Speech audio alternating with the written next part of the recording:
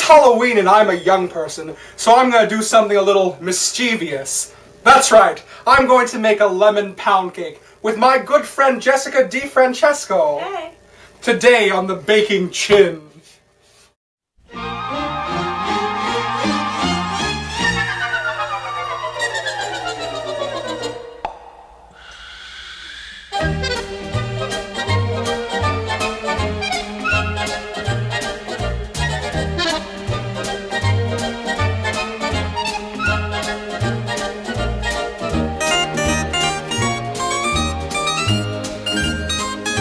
Hello, my name is Ian Chin, and welcome to the Baking Chin, the show that tries to show that baking is fun, easy, and I think rather appealing. Agreed.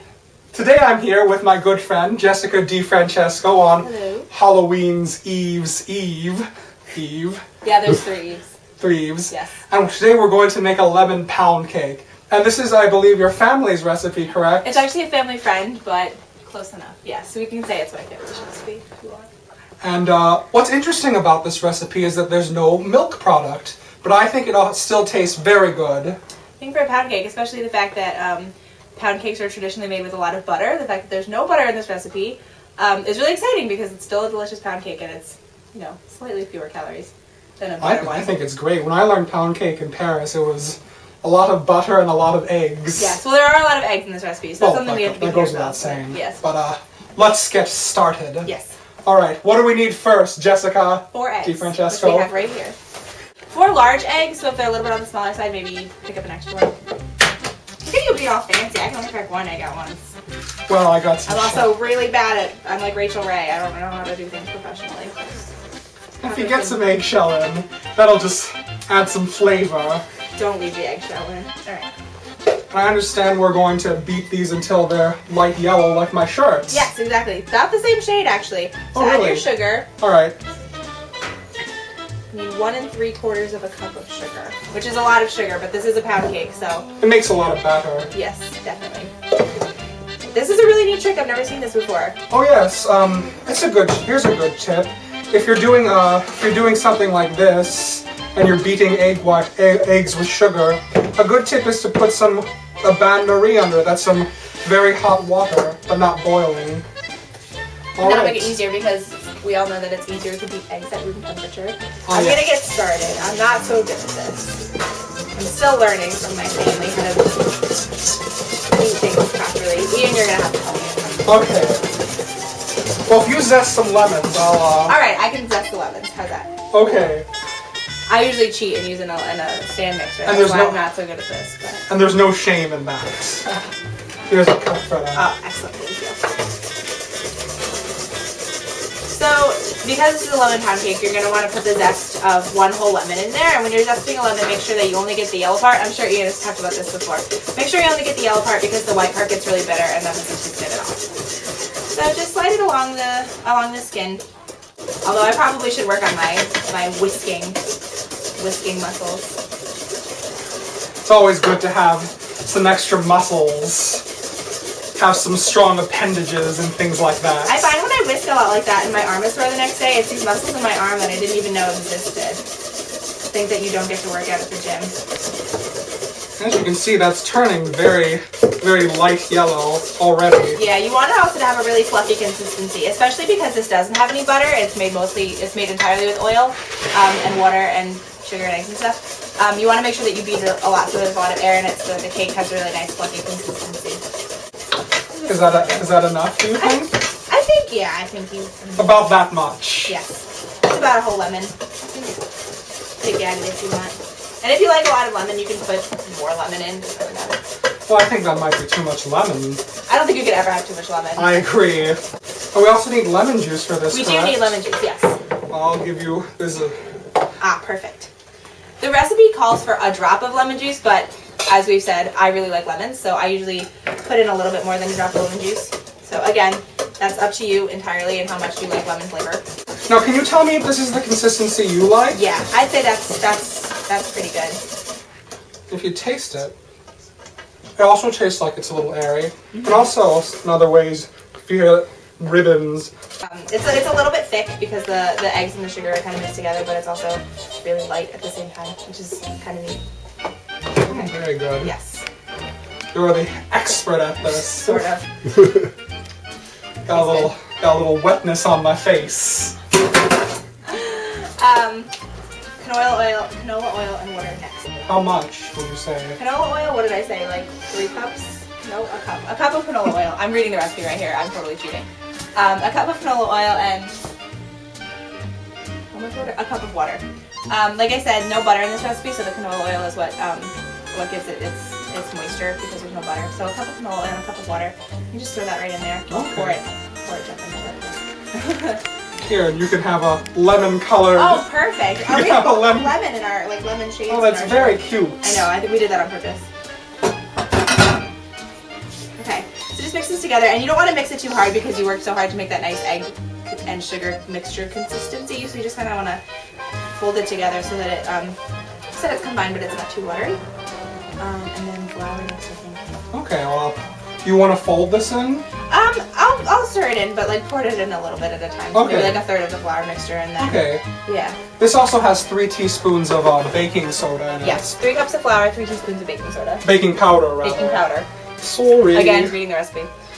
Oh, there's no shame in that. My dad's family is originally from Italy, so I have a lot of really good Italian recipes. If you ever want me to come back on the show, we can do I that. would love that. So my dad's family is from Italy, and they moved to Montreal, so I spent a lot of time there. I actually have dual citizenship. Did you know that? I did know that. That's Oh, my fun fact.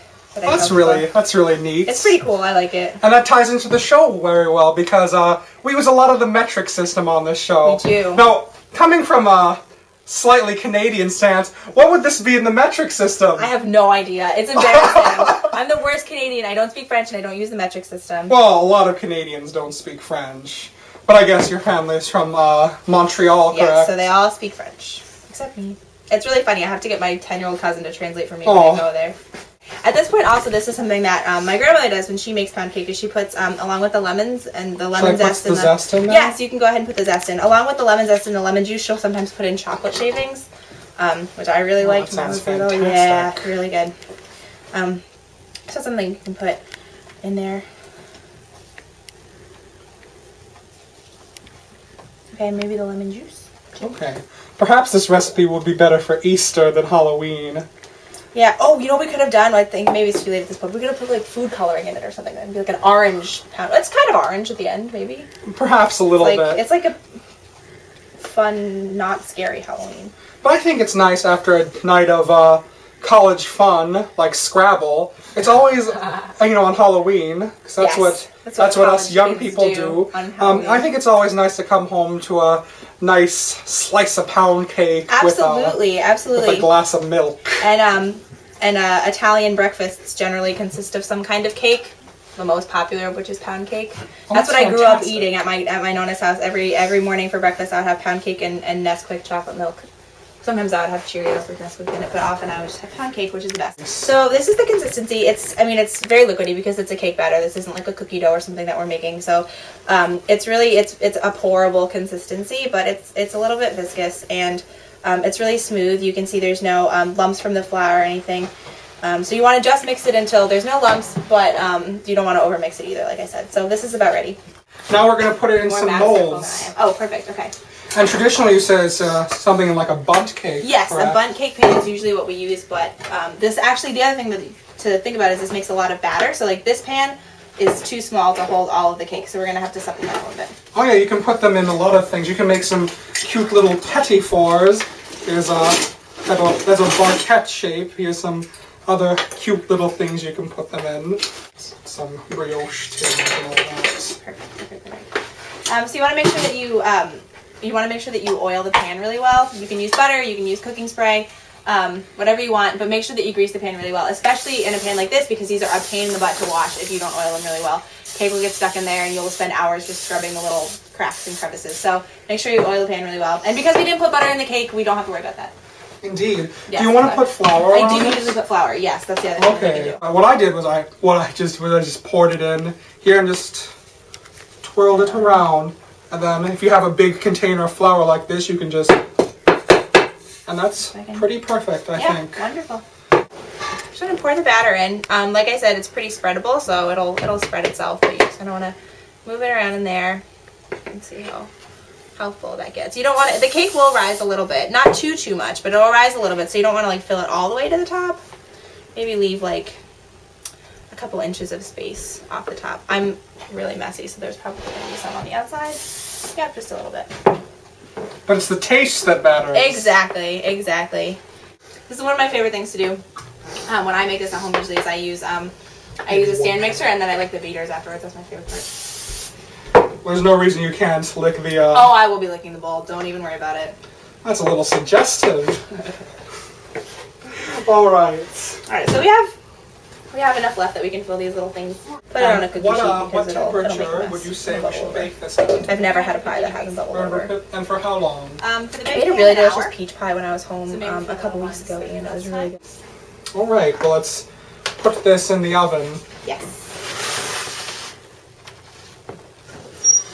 And also a good tip for this is, during the hour it's baking, rotate it halfway through. Unless you have a convection oven, it won't bake equally. So if you rotate it halfway through, it'll bake evenly. All right, let's wait. By the way, Halloween updates. I'm gonna be Snow White for Halloween, and these are my 7 dwarves. And here's the finished lemon pound cake.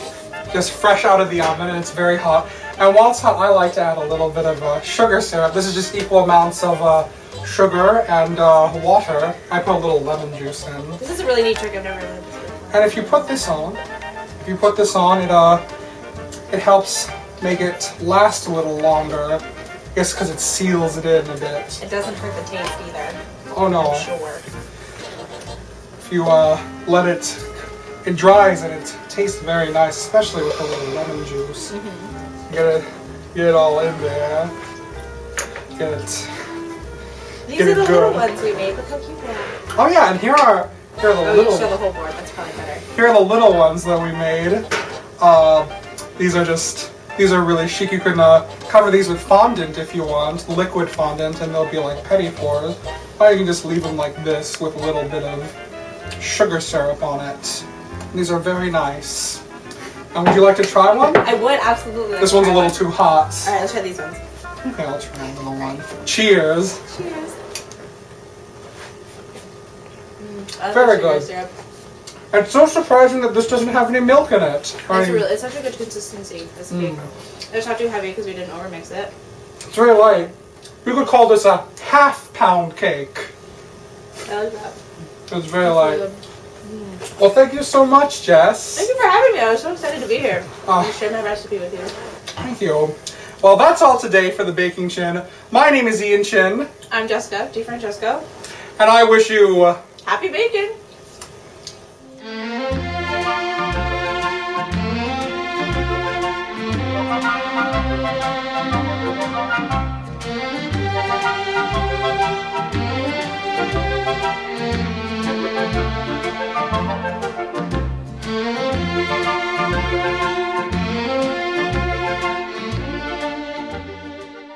Happy Halloween!